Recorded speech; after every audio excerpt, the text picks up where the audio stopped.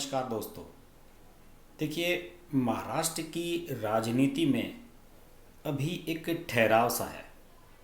और ये ठहराव इसलिए है, कोरोना का काल चल रहा है और वहाँ पर कांग्रेस, एनसीपी, शिवसेना, इनकी जो सरकार है उनमें अभी एक मिनिमम कोऑर्डिनेशन है, न्यूनतम स्तर का एक कोऑर्डिनेशन है, एक अंडरस्टैंडिंग है।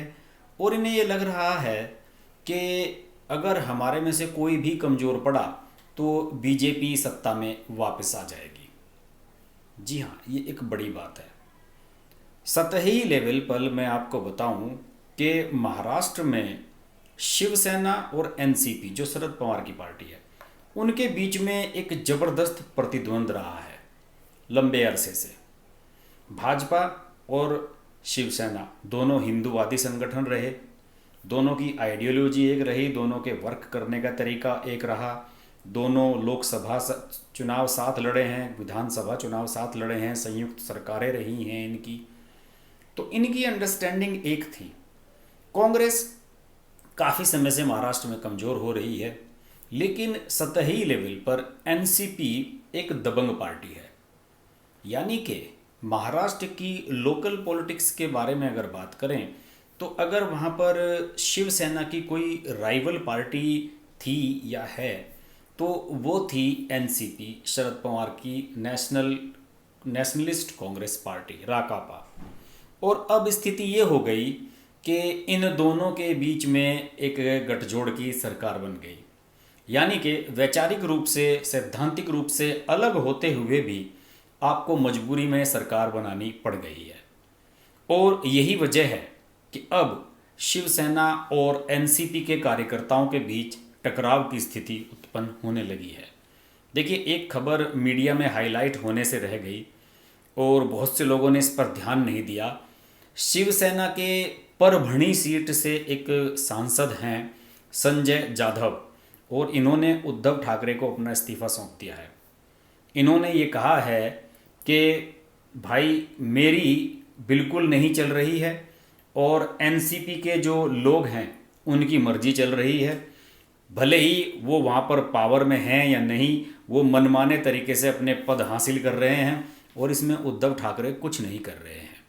ये एक छोटा सा इंसिडेंट है कि लोकसभा का कोई सदस्य आपकी पार्टी का इस्तीफा देता है और विरोध जताता है।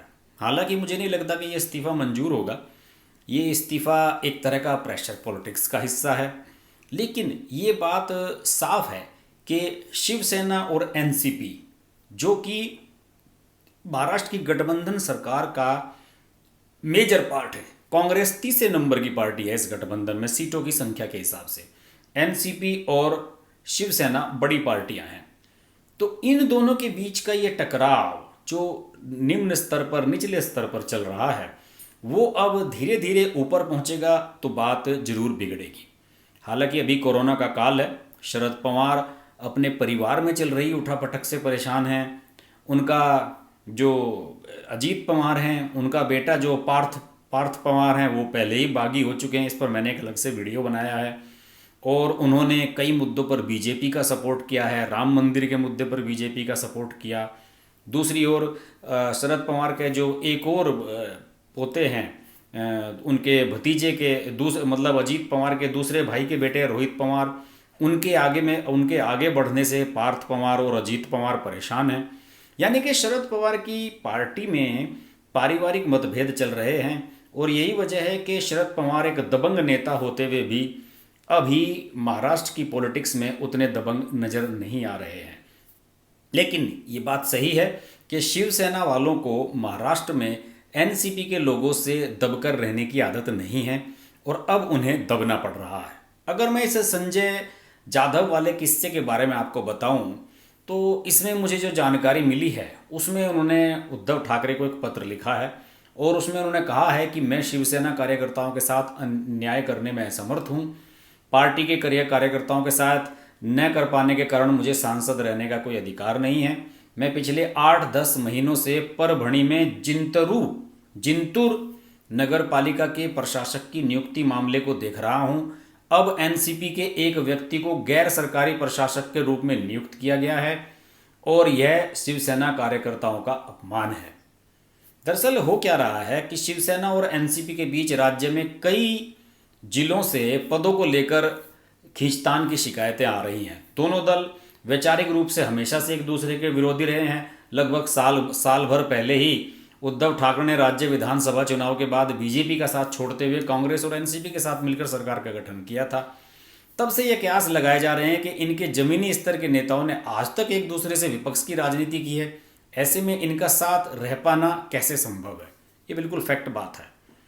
और अब स्थिति वहाँ पर ये ऐसे बन रही है कि एनसीपी और शिवसेना के नेताओं के बीच का जो टकराव है, अगर ये कोरोना काल खत्म होता है तो उसके बाद निश्चित रूप से ये ऊपरी स्तर तक जाएगा।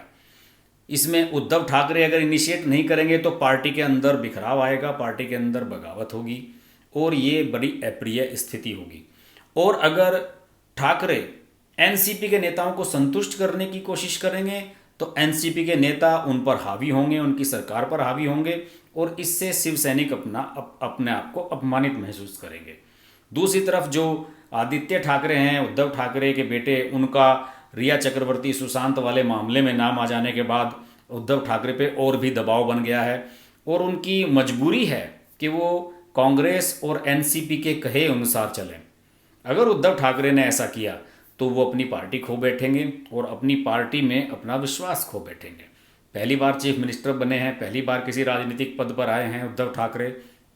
उन्हें निश्चित रूप से ये कहना चाहिए कि अंगारों पर चलने वाला काम इस समय करना पड़ रहा है। बहरहाल संजय जाधव का इस्तीफा मंजूर होगा या नहीं ये अलग इशू है, लेकिन ये बात सही है कि महाराष्ट्र में एनसीपी और शिवसेना की जो प्रतिद्वंद्विता पहले थी वो अब धीरे धीरे सामने आ रही है और इससे महाराष्ट्र की सरकार को, उद्धव ठाकरे की सरकार को आने वाले समय में खतरा हो सकता है।